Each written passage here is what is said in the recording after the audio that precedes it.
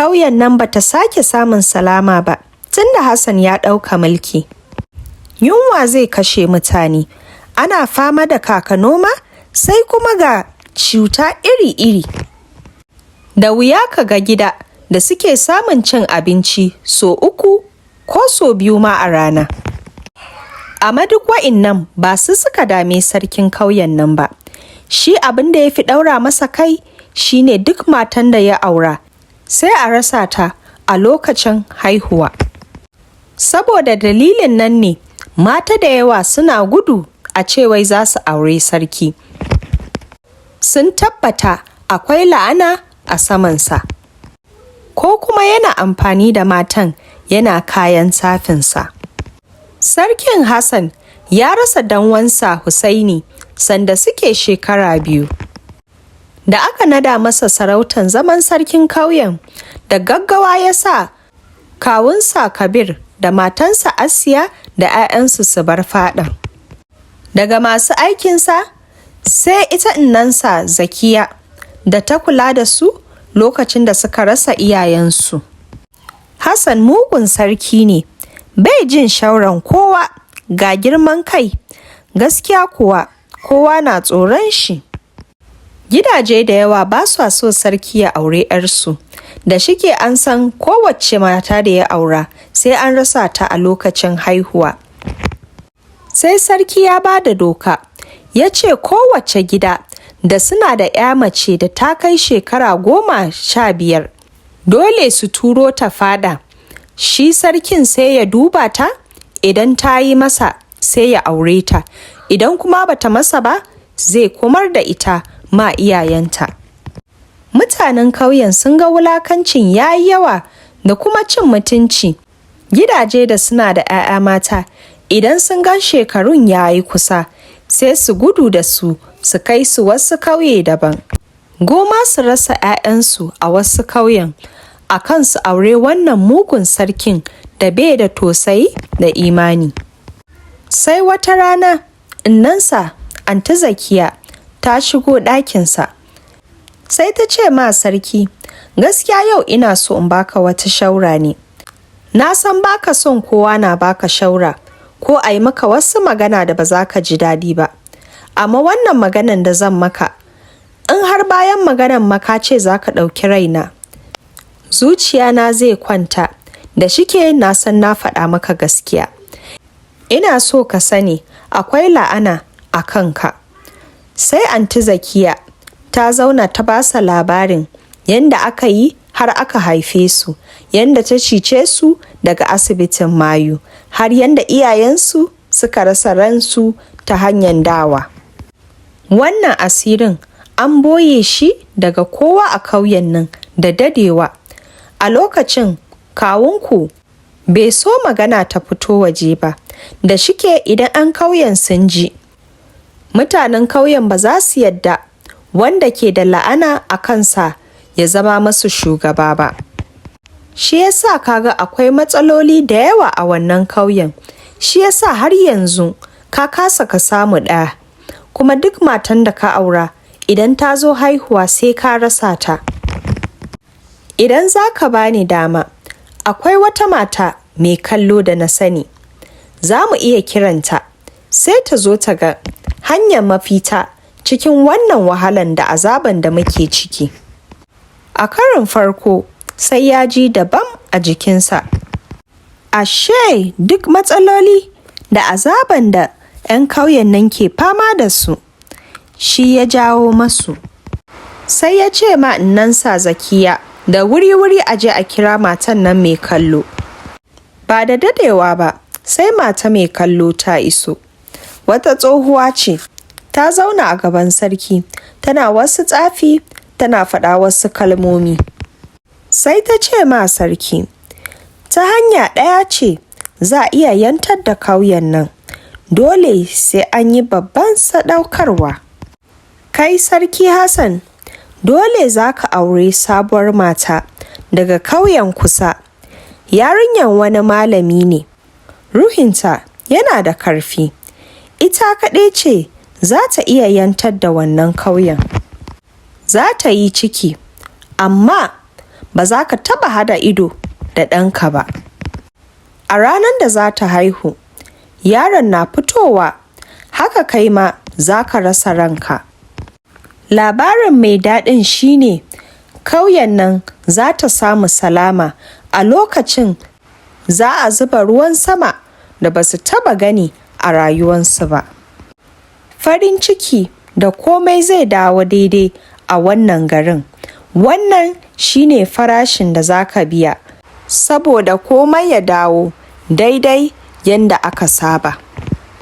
Sarki bai ji daɗin maganan nan ba, sai ya tambaye tsohuwar, to akwai wata hanya da za a iya yi da ba sai na rasa raina ba? Sai ta ce masa, ba wata hanyar mafita, wannan shine kaɗai hanyar da zai yantar da mu daga wannan azaban. Tsohuwan ta gama ta tafi. A daren ranar, shi sarkin ko Zakiya duk cikinsu babu wanda ya samu bacci. Washe gari an kawo ma sarki kuka a fada cewa an rasa ran mutane da yawa a daji saboda tsabar yunwa. Mutane sun fito neman abinci ne, shine suka gamu da mugayen dabbobin daji. Anti Zakiya ta durkusa ta roke Sarki Hassan, ta ce masa dan Allah ya tosaya ma mutanen ƙauyen nan. Ko ita kaɗai za ta je ta nema masa wancan yarinyar da mai kallo ta ba da shawara ya aura. Sarki Hassan dai bai ji daɗi ba kuma ba da zuciya ɗaya ba, amma ya ce dai to a je da gaggawa a kawo ita yarinyar. Sai ya hada na Zakiya da wasu bayinsa, hakan nan suka kama hanya zuwa ƙauyen kusa. Da suka iso ƙauyen suka yi bincike, aka nuna masu gidan malamin. Sun ji maganganu masu kyau akan 'yarsa Raliya, cewa tana da hankali kuma gata da biyayya. Shi malamin ya yi mamaki cewa a duk matan da suke ƙauyen nan, meye dalilin da 'yarsa ce ake so. Kuma ya ji labari cewa Sarki Hassan mugun sarki ne da bai da tausayi game da mutanensa. Da kyar dai aka yi, ƙarshenta malamin ya yarda. Hakanan Sarki Hassan ya aure Raliya. Mutane suna ta ma Raliya maganganu cewa ai duk matan da ta aure sarkin nan tana rasa ranta a ranar haihuwa. Allah dai ya kiyaye ta. Abu ɗaya da Raliya da ya sake karfafa ta shine ita ba ta tsoron mutuwa. A tunaninta duk abin da ya faru da mutum kaɗaransa ne, kuma haka Allah ya so. Da Raliya ta yi ciki, sarki kuma shi ya fara kirga kwanakinsa a duniyan nan. Kullum shi dai yana cikin fargaba da rashin kwanciyar hankali. Sai ya sa aka samo masa malamai da yawa da na nisa da kusa, suna nan kullum a gidansa suna yin masa addu'a. A lokacin kam kowa ya ga canji a gurin sarkin, ya zama mai hankali da kirki sosai. A ranar da Raliya ta shiga leba, duk hankalin Anti Zakiya ya tashi. Tana nan tana tunanin ɗanta Sarki Hassan. Shi kuma sarki sai ya je ya hau gadonsa ya kwanta, ya rufe kansa da bargo. A tunanin shi idan ma mutuwan ta zo, ta ɗauke shi shiru ba da sanin kowa ba. Malamai kuma sun cika fada, ana nan ana ta fesa addu'o'i. Ko 'yan ƙauyen ba a bar su a baya ba, duk kowa an hada hannu, ana nan ana addu'o'i. Ana jira a ji labari daban a wannan karon. Ba da dadewa ba sai ga kukan jariri. Anti Zakiya ta ruga gudu sai ɗakin sarki, ta buɗe kofan da ƙarfi. Sarki Hassan ta taɓa shi. Da ya juye fuska sai ya tambaye ta, Raliya ta sauke? Sai ta ce e. Raliya ta sauke kuma ina nan da rai? Sai suka runguma juna cikin kuka. Sai aka fara iska da tsawon hadari. Aiko daidai inda mai kallo ta faɗa, hakan nan ya faru. Aka zuba musu ruwa a ƙauyen nan da basu taɓa gani a rayuwarsu ba. Sun yi matukar farin ciki da rawa. A can kuma dajin Kauri, shi wannan asibitin Mayu, a lokacin da aka haife sabon jaririn nan sai ya birkice. Duk ma'aikatan da suke wurin a nan a take suka faɗi suka mutu. La'anan da aka ma Sarki Hassan a take shi ma ta ƙarye. Hakan nan sarki ya shirya babban biki da aka yi a duka ƙauyen nan. Sai Hassan ya ba sabon ɗansa suna Albarka. Hakan nan ya yi masu malaman nan godiya. Allah ya albarkace shi da wasu yara, shi da Raliya. Ya yi mulkinsa har sai da ya tsufa. Ƙauyensu ta samu salama, har wasu baki daga wasu ƙauyen kusa suna zuwa su fara sabon rayuwa a wurin nan.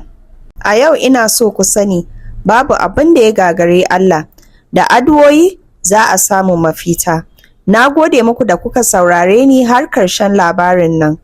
Ku yi liking kuma ku yi min commenting in san ra'ayinku akan wannan labarin.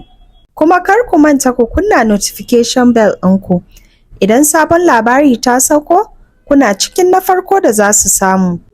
Wa'inda ba su yi subscribing ba, ku yi kokari ku yi subscribing. Wa'inda kuma tun dama ku subscribers ina ne, ina so ku san ina matukar godiya. Na gode muku sosai. Allah ya ba mu sa'a. Na gode. Thank you. Bye.